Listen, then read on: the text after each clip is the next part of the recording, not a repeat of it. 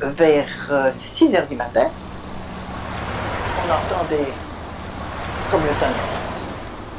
Papa me réveille, il dit si tu entends, c'est la guerre. Parce que naturellement, on savait déjà que c'était la guerre en France. Je dis la guerre, c'est la guerre. Hors du lit, et nous voyons passer des escadres d'avions allemands, au-dessus de notre tête, qui allaient vers la Hollande. Ça, c'était la toute grosse panique. Toute grosse panique. Alors on éveille tous les enfants, on dit mes enfants, c'est la guerre. Alors, ce qui va toi t'intéresser, Jacques, c'est la guerre, chic alors. Ce qui lui a valu une volée de son père, je ne sais pas si tu t'en souviens encore, mais ça je ne vais pas lui demander. Lui, c'était l'aventure. C'était l'aventure, c'était la guerre, chic. Alors donc c'était le 10 mai. Et naturellement, tous les jours, c'était les nouvelles, les Allemands sont là, les Allemands font ci, les Allemands font cela. Et j'attendais naturellement Luc. Comme le précédent m'avait valu un accouchement prématuré, le docteur m'avait dit, écoutez, soyez prudent pour les derniers mois. Mais ce Luc ne devait naître normalement qu'au mois de juillet. Alors nous étions le 10 mai. Bref, il n'y a rien à faire, nous ne partons pas. Papa revient avec la nouvelle, nous devons partir. Parce que les deux aînés vont être appelés. Et moi, je risque d'être appelé aussi au service militaire, à la guerre. Donc, nous devons partir. Ça se passait le 13 mai au matin. Petit détail très prosaïque. Croyant ne pas partir, j'avais donc préparé ma grosse lessive. Tout ça trempait dans l'eau, parce que de ce temps-là, tu sais, comme on était peu mécanisé. Bref, on part. Papa n'avait plus sa voiture, donc chercher la voiture, empiler tout, et nous voici partis pour la grande aventure. Mais maintenant, tout ce qui m'a coûté le plus, c'était le berceau que j'avais préparé pour le futur bébé, et qui n'avait jamais été si beau. Tout blanc en tulle, il était splendide. Alors moi je dis naïvement à papa, et mon berceau? Papa dit, je pense bien à mon berceau à ce moment-ci, fais des paquets, rentre dans la voiture. On ne sait pas être ridicule. Oui, et alors donc, le départ de la fuite, et ça a été... Alors là, je ne raconte pas la fuite puisque je l'ai déjà dit sur 4-7. Alors on avait des bons de ravitaillement. Et je devais soi-disant avoir du lait. Moi, je n'arrivais pas à avoir assez de lait pour nourrir Luc, je tâchais de le nourrir.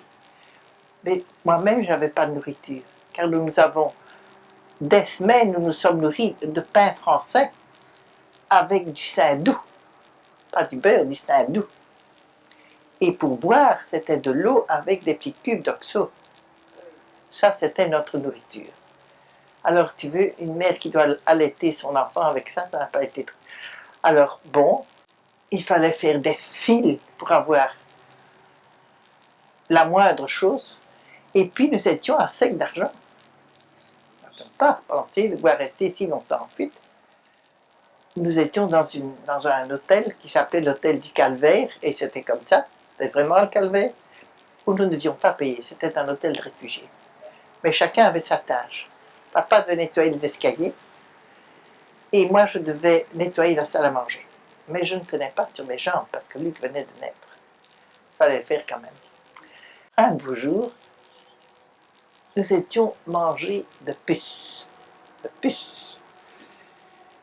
Et on ne pouvait pas laver convenablement les enfants, parce qu'il n'y avait plus de savon. Il n'y avait plus de linge à se mettre, donc pas de savon. Des langes, des couches, parce qu'il y avait André et Luc qui mouillaient. Alors, il fallait faire ça. Tous les jours, Agnès partait au Gave, près de Lourdes, pour faire la lessive sans savon, et tendre le linge sur l'herbe. Et puis nous venions la chercher, quand le linge était sec par le soleil. Et un beau jour, une femme de Lourdes lui dit, mais tu viens ici tous les jours, pourquoi? Pour faire la lessive, oui. Mais tu laves sans savon? Ah, me dit-elle, nous n'avons plus de savon. pourquoi tu n'as plus de savon? Tu peux en acheter? Oui, dit-elle, mais au marché noir, nous ne pouvons pas, papa n'a plus d'argent. Elle dit, mais ça ne fait rien, reviens demain avec une telle somme et je vais t'apporter un morceau de savon. Anne-Marie revient, ce que je n'ai pas dit Agnès, non, c'est Anne-Marie, revient. Et elle dit, une aubaine formidable, papa, donne-moi donc autant d'argent, je ne sais plus combien, et demain je vais avoir du savon. La femme a pris l'argent, elle n'a jamais apporté le savon. Ça, j'ai trouvé, mais ça m'a ulcéré. Vraiment, ça m'a ulcéré. Abuser comme ça d'une chose de guerre, c'était abominable. D'autre part, très belle chose. Monique devait avoir des sandalettes. Alors, naturellement, elle part, elle va chez le cordonnier, elle achète des petites sandalettes en corde, parce qu'elles n'étaient pas tellement chères. Et Monique, très bavarde, raconte à la personne l'aventure. Oui, voilà, nous avons fui et j'ai un petit frère. Et c'est si triste, madame, parce que mon petit frère, il pleure de faim. Et on ne peut pas avoir de lait. Ça ne va pas, on ne peut pas avoir de lait. Et les boîtes de lait condensé, il ne les supporte pas. Alors la brave dame lui dit, écoute, tous les jours, moi je reçois, parce que je suis âgée, autant de grammes de lait, je ne me rappelle plus les grammes, et la moitié de ça, tous les jours, tu peux venir la chercher pour ton petit frère. Ça, c'était formidable. Ça effaçait tout le mauvais souvenir du savon. Hein. Et donc, alors, Lucaïs, pendant ce temps, nous étions là, la moitié du lait de cette brave personne. C'est beau, ça, hein? Alors que nous avons décidé, la nuit, de quitter le pays, la Loire, pour aller plus loin, parce que les Allemands progressaient de plus en plus.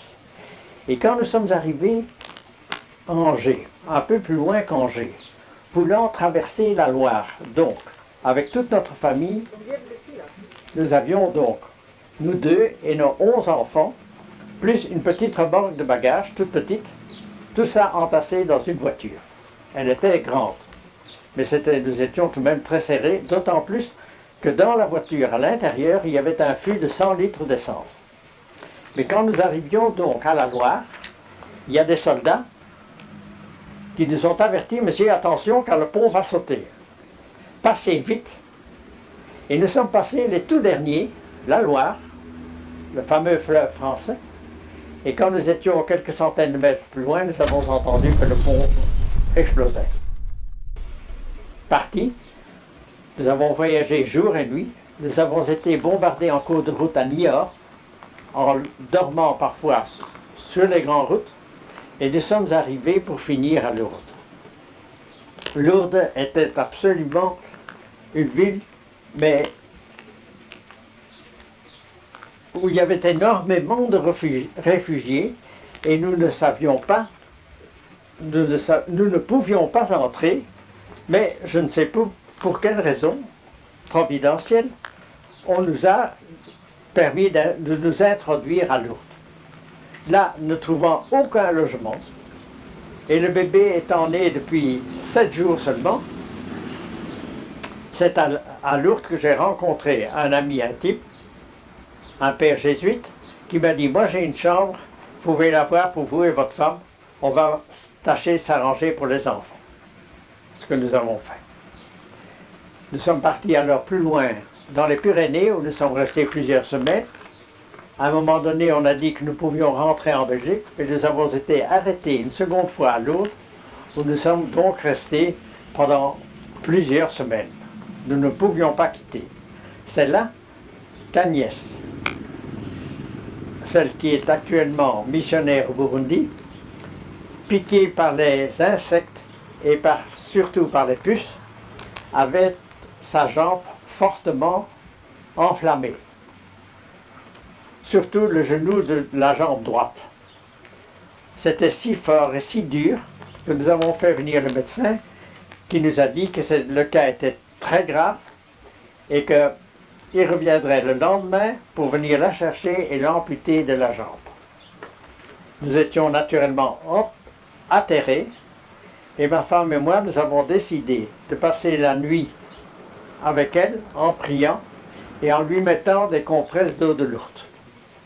Le lendemain, vers 10 heures, le médecin est revenu, a vu la jambe, a été fort étonné, a dit « Qu'est-ce qui est arrivé ici? Tout est en ordre, je ne vais pas l'opérer. » Un beau jour, nous fuyions pour de bon pour rentrer en Belgique. C'était la toute grosse joie. Mais moi, je n'étais pas tellement forte sur mes jambes parce que j'en avais trop vu pendant ces derniers mois, 4 mois au fond déjà. Et au lieu de partir sur Bruxelles, à un moment donné, on nous refoule sur Meaux, près de Paris. Arrivé à Meaux, on nous dit, vous voyez cette grande tente, là, une tente américaine, ça c'est votre logement. Et nous voici dans la tente où il y avait de la paille par terre, donc vous coucherez tous sur la paille, c'était bien. Nous étions dans la tente, nous étions heureux. On était ensemble, on était heureux. Mais seulement Luc, pauvre garçon, criait de faim. Je dis à papa, ça n'est rien, donne-moi le biberon, parce qu'il y a une crèche dans ce même parc qui distribue du lait pour les nourrissons. Moi, je pars toute fière, c'est déjà le soir tombait, toute fière, je pars avec ma bouteille. Je ne me sentais pas bien sur les jambes. Mais j'arrive, parce que c'était très loin qu'il fallait marcher, et je reprends mon lait. Je reviens à la maison, à la tente, mais entre les deux, je ne me sens pas bien. Je m'assieds. J'attends que ça passe. Je me remets sur mes pieds. J'arrive à la tente, et là je dis à papa, prends vite le lait pour le petit, parce que moi je vais mourir. Comment je dis pas moi? Je n'en peux plus, c'est impossible. Je suis épuisée, je n'en peux plus.